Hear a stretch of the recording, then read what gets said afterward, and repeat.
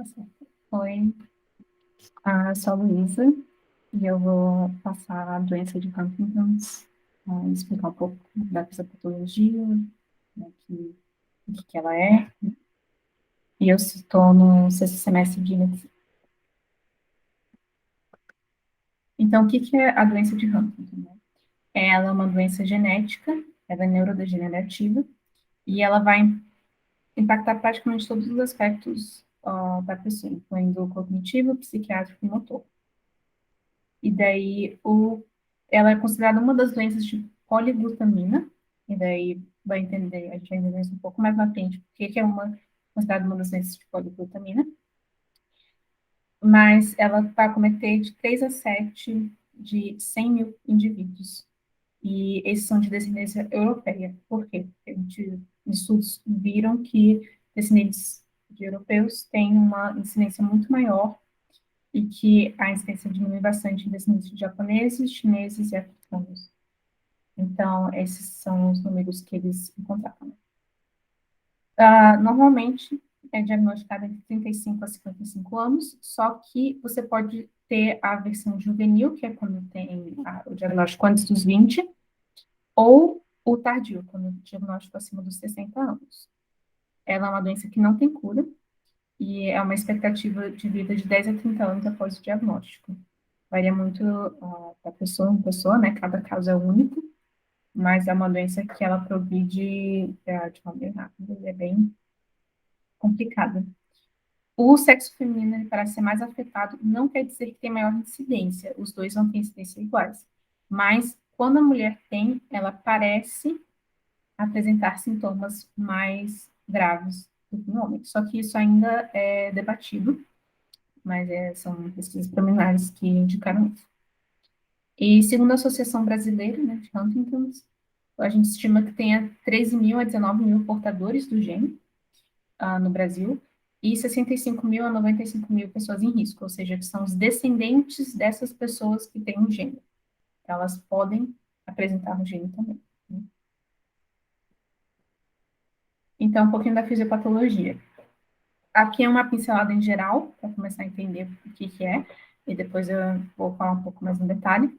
Mas, basicamente, a gente tem um gene dominante, né, que vai codificar uma proteína que ela é muito grande, que é a proteína huntingtina, ou HTTs, ela tem vários nomes. Mas essa proteína, a gente tem, todo mundo tem, normalmente ela atua no nosso corpo, ela fica muito no cérebro, só que no caso de Huntington, ela vai ser muito grande. Ela vai ser codificada errado, de forma errônea, e ela vai ficar muito grande. Então, uma molécula normal teria uma cadeia de 10 a 34 glutaminas. Lembra que é uma doença de glutaminas. Então, quando a pessoa tem o Huntington, ela vai ter uma repetição de 40 a mais glutaminas. Então, por isso que a gente considera uma doença de glutaminas. Essas huntingtinas, né, essas proteínas anormais, elas vão ser muito longas e elas vão começar a se agregar.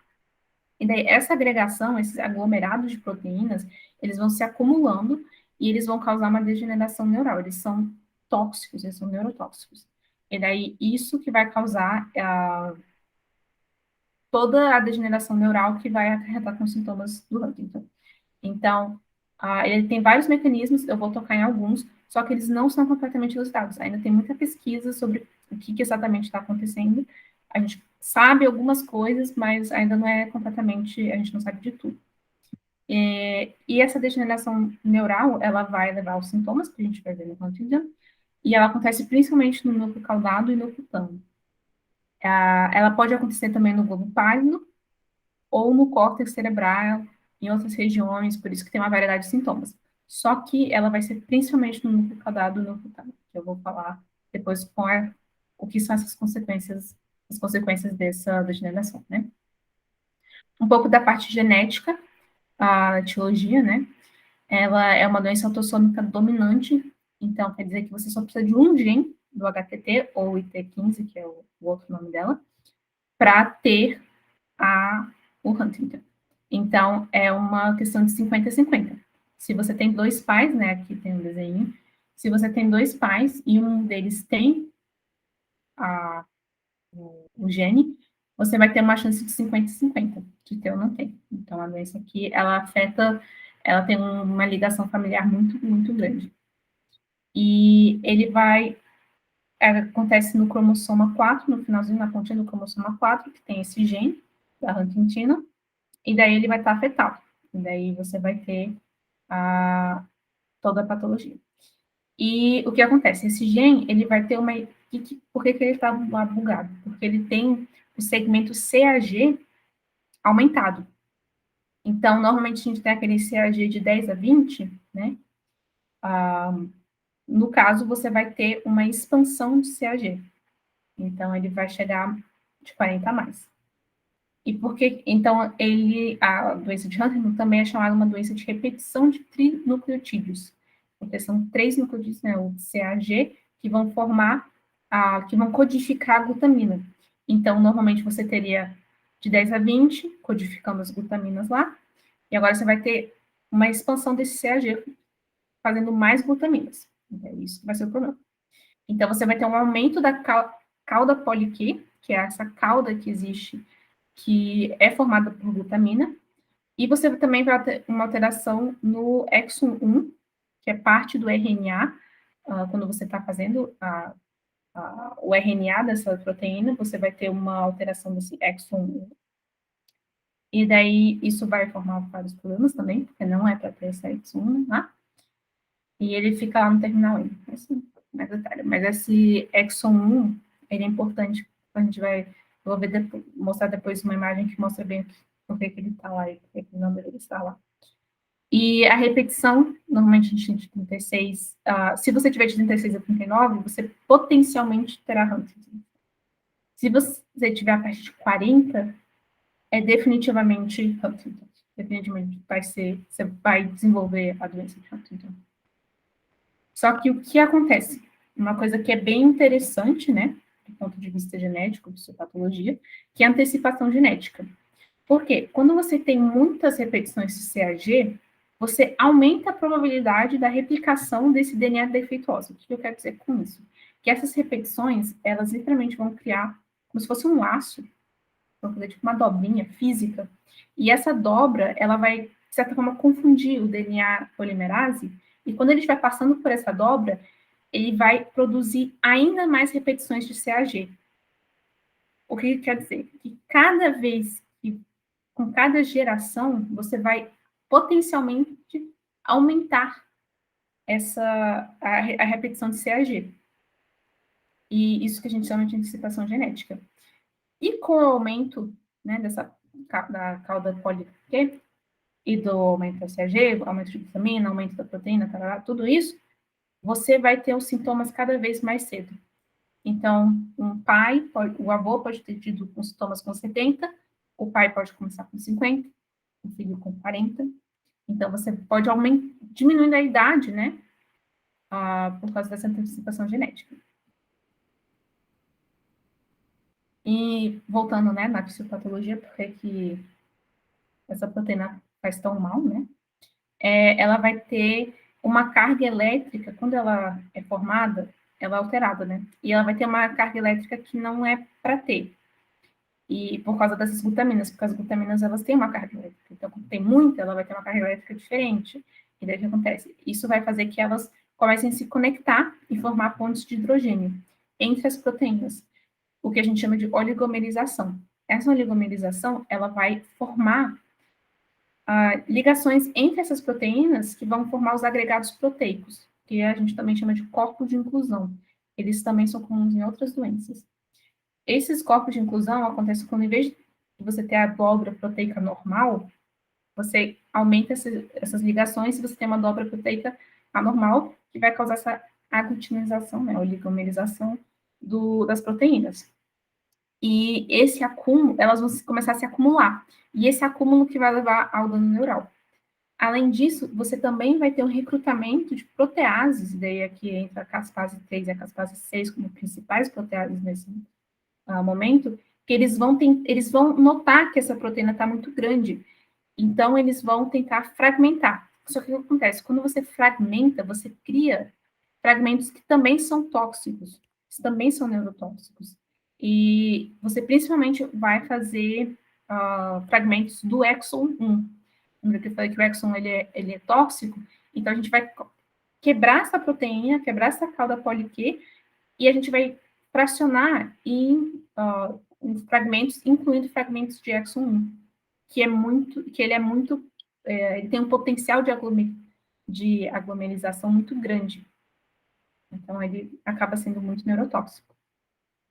E eles vão formar, né, fibrilas amiloides, que também são uma espécie, né, de acúmulo, e que também é neurotóxico. Além disso tudo, outro mecanismo, de novo, tem vários mecanismos, a gente não conhece todos, mas esses são alguns dos mecanismos.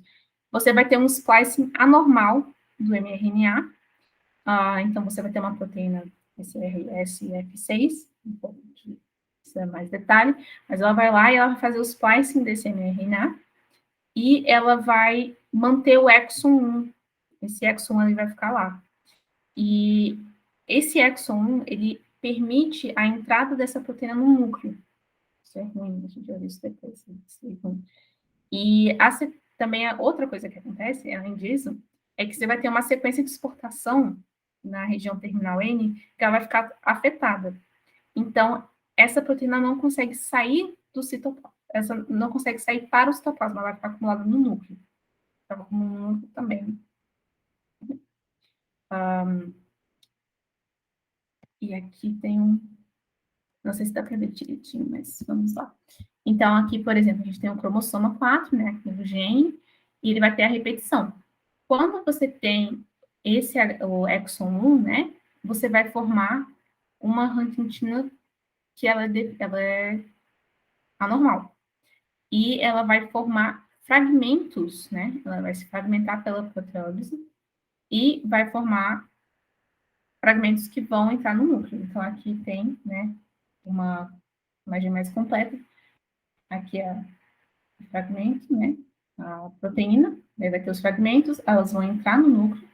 Primeiro, que algumas não vão conseguir sair do núcleo, outras vão entrar no núcleo, porque são fragmentos, e daí o que acontece? Elas vão começar a se oligomerizar dentro do núcleo, se agregar dentro do núcleo, e isso vai desregular a transcrição genética.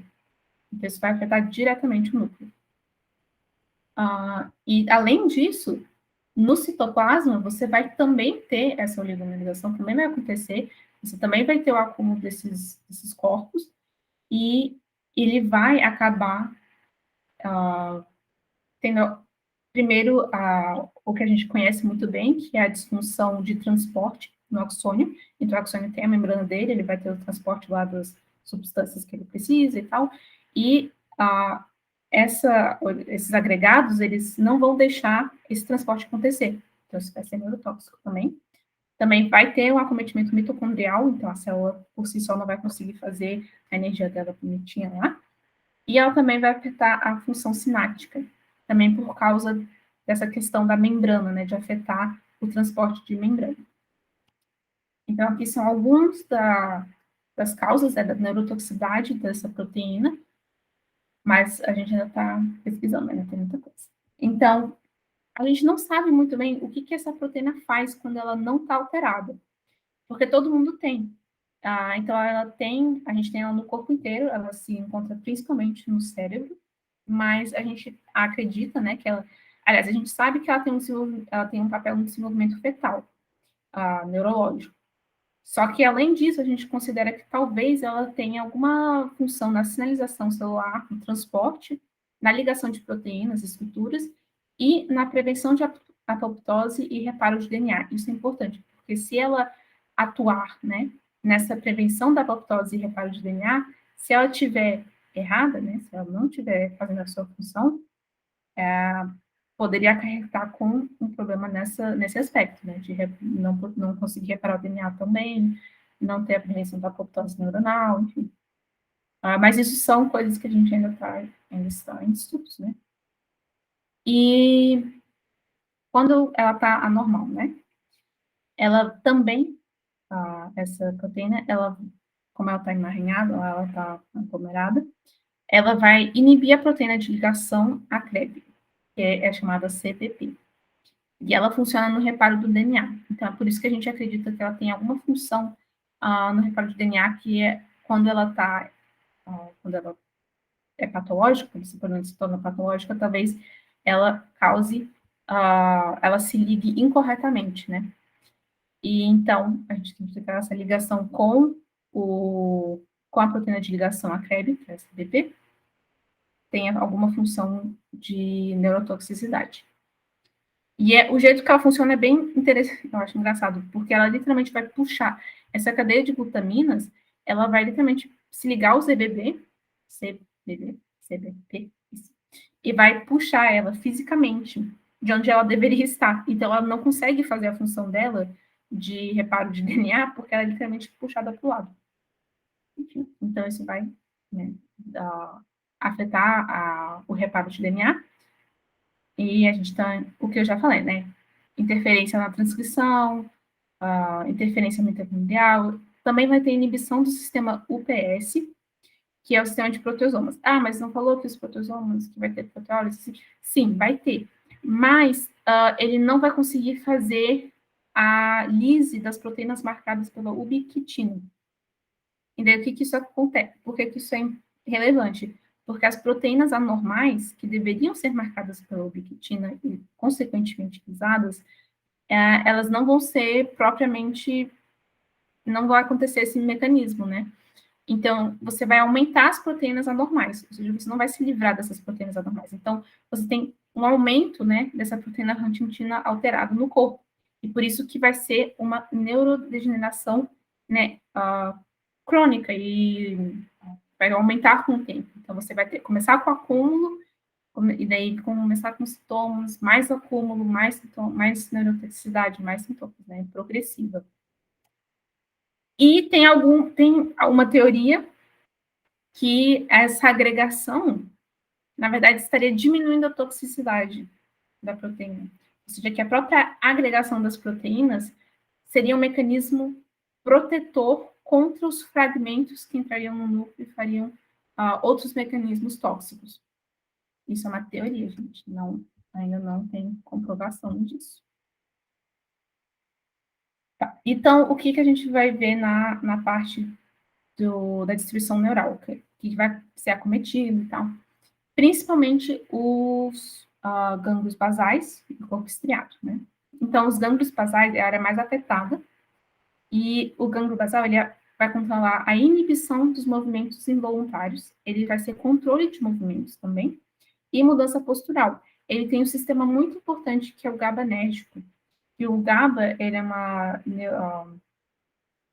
um neurotransmissor que ele vai inibir o sistema nervoso.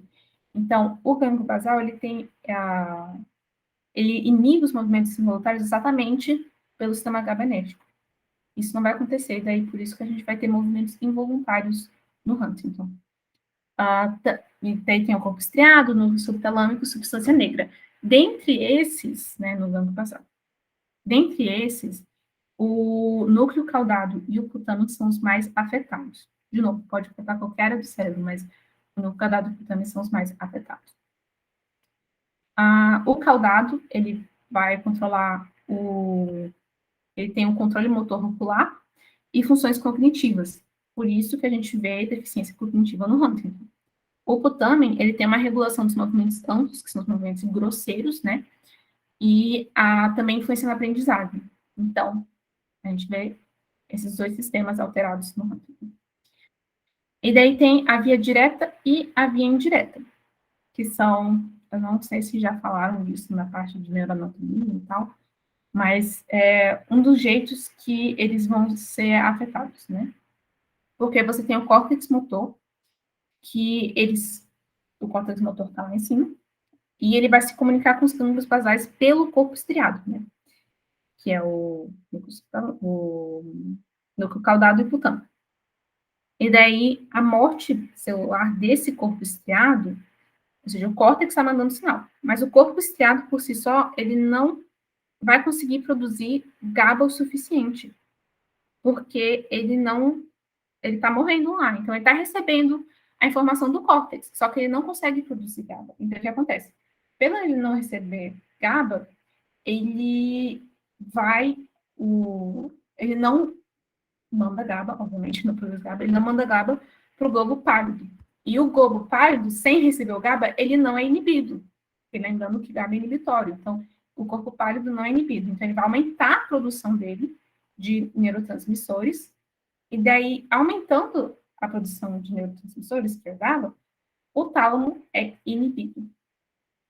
Então, é um pouco confuso, porque a gente está lidando com neurotransmissores inibitórios.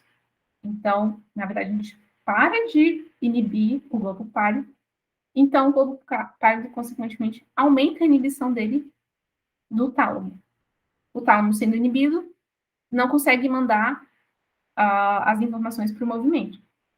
Então, o que acontece é que a gente vai ter uma bradicinesia, ou seja, uma diminuição dos movimentos. E a via indireta, ela vai começar do mesmo jeito, né? Então, você tem aquele morte neuronal, você não tem diminuição de GABA, e daí o globo pálido recebe menos GABA, então ele não é inibido, então ele vai aumentar a produção dele de GABA, e daí, só que em vez de ir direto, né, ele vai para o núcleo subtalâmico. E o núcleo subtalâmico, então, vai ser inibido por essa grande quantidade, né, de GABA que está vindo do globo pálido, e ele vai liberar menos GABA, né? Ele vai ser inibido, então ele vai liberar menos GABA. Então, o que acontece com o tálamo? O tálamo é estimulado. E daí, por isso que a gente vai ter a movimentação inadequada, né? O aumento, o excesso de movimentos. E daí, por que acontecem os dois? Tem ele mostrando mais bonitinho, né? Mas como é que a gente vai ter uma bradicinesia, né, uma diminuição do movimento, e vai ter um aumento dos movimentos? Tipo, porque são duas vias diferentes. É isso que tem estudos que provam que, na verdade, você vai ter neurônios que são diferentes. Então, eles atuam dentro da mesma via, só que em vez de levar para a via direta, ele vai levar para a via indireta. Então, você vai ter um mesmo estímulo, né, que é a falta de estímulo, no caso, que é a degradação neural, mas vai afetar duas vias diferentes de formas diferentes. Então, você vai ter dois sintomas, não paralelos, mas diferentes.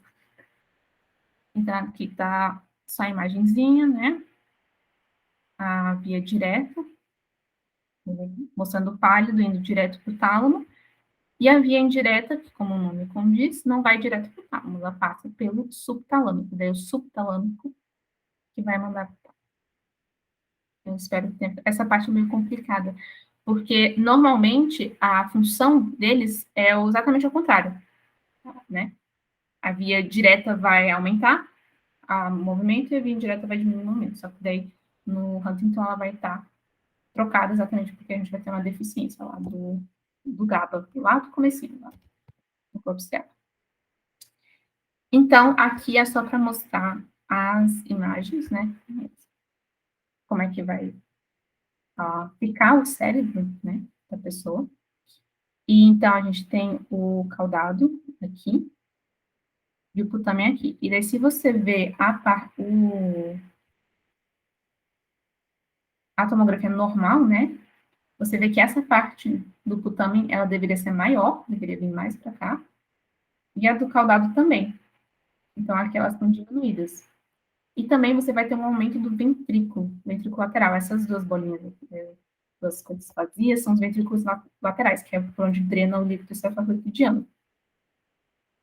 Com o aumento desses ventrículos, né, a gente tem o que chamam de sinal de caminhão. Eu não sei, de vagão. Eu não sei como é que eles veem um vagão aqui, e não é um vagão tipo de trem mesmo, que é o nome do sinal. E ele é característico do Huntington. Mas lembrar que você vai ter essa diminuição aqui do caudado também, que é observado. E aqui é só outro corte, mostrando aqui o ventrículo lateral ainda maior, né? E as áreas ainda menores do putame E aqui, ainda menorzinho, certo? Então, como é que a gente vai ver os sintomas se manifestando? Nos estágios iniciais, a pessoa ela vai ter dificuldade de organização, de lidar com novas situações, ela vai ficar mais confusa, ela vai ter uma diminuição de memória, habilidade de decisões, isso tudo por causa daquela parte cognitiva que eu falei do cérebro. Lembrando, ele também pode afetar outras áreas do cérebro, então, se afetar áreas que são mais ligadas a outros mecanismos, você também pode ter sintomas deles, né? Esse aqui é só o mais comum.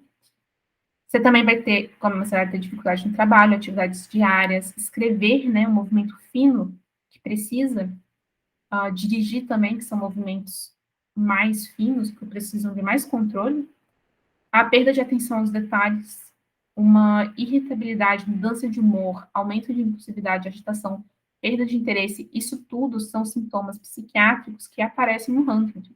Você vai ter sintomas de personalidade. Tanto que uma das coisas que as pessoas falam é que viram que os pais ou que o paciente mudou de personalidade. E você também vai começar com pequenos movimentos involuntários, uma lentificação, que é aquela bradicinesia, né? E sacudidas, então movimentos assim esporádicos que não tem uma razão, que não são voluntários. Nos estágios moderados, você já vai ter a coreia. A coreia é a coreia de Huntington, é um sintoma que é um dos mais muito, muito comum, ele é muito associado ao Huntington, mas ele tem, eu já vou dar um spoiler, no Huntington juvenil, ele não acontece com tanta frequência, por isso que ele parou de ser considerado uma coisa assim, não era patognomônica, né, mas era muito indicativa, a gente começou a pensar um pouco mais no Huntington usual, no Huntington adulto, porque no juvenil ele não aparece. Então, a gente vai ter a coreia, Huntington, que são esses movimentos involuntários. Coreia vem do grego de dança, exatamente porque a pessoa parece que vai estar dançando, assim, ela não consegue parar de se mexer. E você vai ter uma distonia, então, também essa perda de movimento. Você vai ter dificuldade com coordenação, equilíbrio, deambulação, direção, coisas mais, né, grosseiras, digamos assim. Dificuldade na fala, disartria pode acontecer. A perda cognitiva, resolução de problema, velocidade do pensamento, a pessoa fala que ela não consegue, tipo, pensar. Ela demora muito para lembrar das palavras, para lembrar da situação e tal. Perda de peso pode começar a acontecer, pode ter dificuldade, né, de engolir, então, por causa da perda neural motora. E, então, essa deglutição vai estar afetada, a pessoa pode perder peso. E a movimentação ocular anormal pode acontecer também. Por causa daquela questão que eu falei que tem área que trata exatamente da movimentação ocular. E no estágio avançado, você vai ter o que acontece, que isso é interessante também. Uma diminuição da coreia. E você vai ter o aumento da rigidez. Porque lembra da via direta e indireta? Elas vão começar, normalmente você começa mais com a indireta, e com o passar do tempo, você vai mais para a direta, porque você vai ter uma maior diminuição do GABA. Aliás, desculpa, você vai ter uma diminuição da indireta, uma maior da direta. Então, a direta, ela é associada à rigidez, né, hipertonia, à falta de movimento, porque você não vai conseguir, o GABA, que é o inibidor do sistema nervoso central, ele praticamente não vai mais estar lá. Então, o seu músculo vai constantemente ficar rígido. Então, a pessoa vai ficar rígida, ela não consegue se mexer. Aumenta o problema de deglutição, perda de habilidade de comunicação, compreensão. A compreensão pode ser conservada, a pessoa pode continuar entendendo, só que ela não vai conseguir falar. A perda de peso aumenta, né? E você pode começar a ter demência, delírio e depressão, que também. Daí tem o diagnóstico, que é a avaliação clínica, né? O teste genético direto. O teste genético direto é o único teste confirmatório de Huntington. Você não consegue confirmar ele só com a TC de crânio a ressonância. A ressonância e a TC de crânio é para você ver o que está acontecendo no cérebro, ver as áreas que estão sendo lesionadas, ver como é que a progressão da doença, mas o teste genético ele vai ver a contagem de CAG, e daí isso que vai fazer o diagnóstico. E o tratamento tem os antipsicóticos, né? O tratamento é mais sintomático, porque a gente não sabe ainda como tratar. Então, por exemplo, se a pessoa está tendo problemas psiquiátricos, ela pode tomar antipsicóticos, antidepressivos, O inibidor de dopamina ele pode ser usado para tentar controlar os movimentos, né, a coreia. Cuidados paliativos, porque é uma doença fatal e que termina com a pessoa completamente sem função, ela não consegue se mexer, não consegue falar, não consegue comer, e ela fica só lá parada. Então, é uma doença que precisa de cuidados paliativos desde o início, para começar a ver a qualidade de vida, né, de vida dessa pessoa. E a terapia genética, que é a grande ideia do que pode salvar, né, as pessoas que sofrem da doença de Huntington, porque como a gente sabe exatamente qual é o problema genético, né, seria uma das maiores, uma das doenças que seriam mais, não fáceis, né, mas que seriam o grande candidata a ser tratada com terapia genética. Eu tinha um vídeo, só que como eu já passei do tempo, eu não vou mostrar. Então é isso, e muito obrigada.